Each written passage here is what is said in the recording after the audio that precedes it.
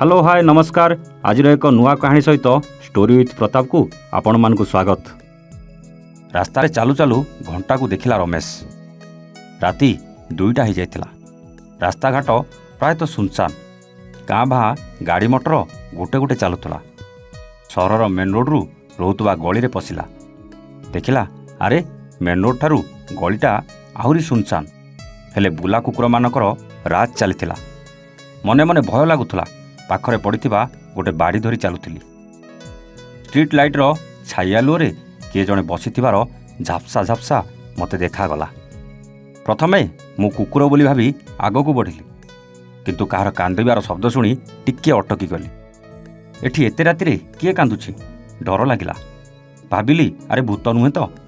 छाती टिके छनका फसीगला। तथापि साहस करी आगकू बढ़िली। से लोकर जेते जेते पाखकू जाउथुली ता कांद सेते जोर रे मो कानकू शुभा जाउतला। ता पाखरे पहुंची देखिली जणे युवती बसी कांदुछि। हेले एते रातिरे से कोन करूछि एठी? भय लागुथिले भी साहस करी ताकू पचारिली, किए तमे एठी एते रातिरे कोन करूछ? से किछि उत्तर न देई कांदिबाकू लागिला। मु पागली बोली भाबी आगकू जिबाकू बाहरली, किंतु से मो हाथ धरी टाणीबाकू लागिला। मु डरी गली आ ता हाथकू छाटी देली, किंतु से मते कहिला भाई मु पागली नुहे। मु डरी डरी कहली आउ कौन चोरणी? एठी कौन चोरी करने को आसचु? पुलिस को कॉल करी? ता कांद कांद नरम गलारे कहला ना भाई मु चोरणी नुहे। मु पचारि आउ तमे किए? बास से उत्तर देई कहला मु श्रावणी। मु ई पाख कॉलेज रे पढ़े। परे मु पचारली हेले एते राति एठी बसी कांच काईकी? कौन किछि असुविधा हैछि? से किछि उत्तर न देई बेसी बेसी कांदिबाकू लागिला। पुणी थरे मु कहली तमर कौन है कह? तमें न कहले मु जानिबी केमती? कांदी कांदी कहला आम घर बरगढ़। मु पाख कॉलेज रे बीएससी पढ़ुची। बापा माँ केते स्वप्न नहीं मते सहर को पाठ पढ़ाइबा पठाइथिले। हेले मु अबाट को चलीगली।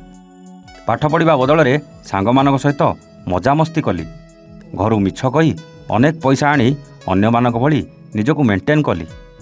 शेष प्रदीप बोली गोटे पुओ इंजीनियरिंग पढ़ुची। मते भल पाइला आ जीवन साथी हेबाकू कथा देई सबुदिन मो सहित खराब संपर्क रखिला। प्रदीप मते बॉम्बे दिल्ली आहुरी बड़ बड़ जगह आउ हिल स्टेशन बुलेबाकू नहीं होटल रे मो सहित राति काटिला।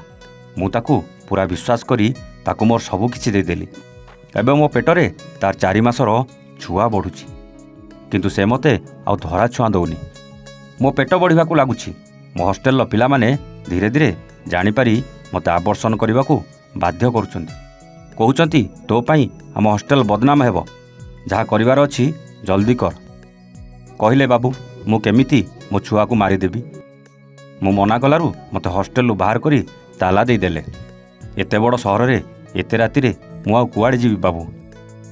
हॉस्टेल बाहरी आसु आसु गेट पाखरे किछि नर राक्षस पेटे मद पी निशारे मो आड़कू माड़ी आसिले। मु धीरे धीरे लुचि लुचि ए बुदा मूले बसिछि। मो प्रदीप को जेते कॉल कले भी से मो कॉल रिसीव करूना। आउ जेते बेले रिसीव करुचंती से भी सही गोटे कथा कहउचंती आवर्षण करदे। तो पाई भल हेबो आ मो पाई भी भल हेबो। नहले सेमिति पेटरे छुआ धरी बुलुथा। मु ता कथा को पूरा ध्यान रे सुनुथुली। मु श्रावणी की पचारिली प्रदीप रो किछि फोटो अछि कि? से ता मोबाइल लु फोटो काढ़ी प्रदीप रो फोटो देखाइला। मु से फोटो देखी आश्चर्य हो गली, कारण से प्रदीप आउ कहीं नुहे आम घरे भड़ा रोथुबा राउत बाबू को पुओ थिला। से जेतेबेले कहला ता ना प्रदीप आउ से इंजीनियरिंग करुची मोर टिके टिके संदेह हेतिला।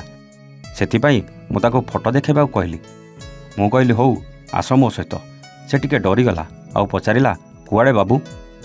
मु कहली तते तो जगार पहुँचे देबी। भल हैला मो सहित देखा हो गला। मो ट्रेन लेट थिला। स्टेशन रे ओल्ही ऑटो रे न आसी चाली चाली पळै आसिली। मो उपरे भरसा रखी चाल बास एति कही मु आगे आगे चलिली। से मो पछे पछे घर गेट पाखरे पहुँचला। मु कॉलिंग बेल मारिली। राउत बाबू को आगरू कॉल करी कहितिली मोर टिके लेट हबो, टिके गेट खोलिबे, काहींकिना से आम तଳ घरे भड़ारे रुहंती। राउत बाबू गेट ताला फिटौ फिटौ मु पचारिली प्रदीप? से कहले शोइछि। मु कहली ताकू टिके उठांतु।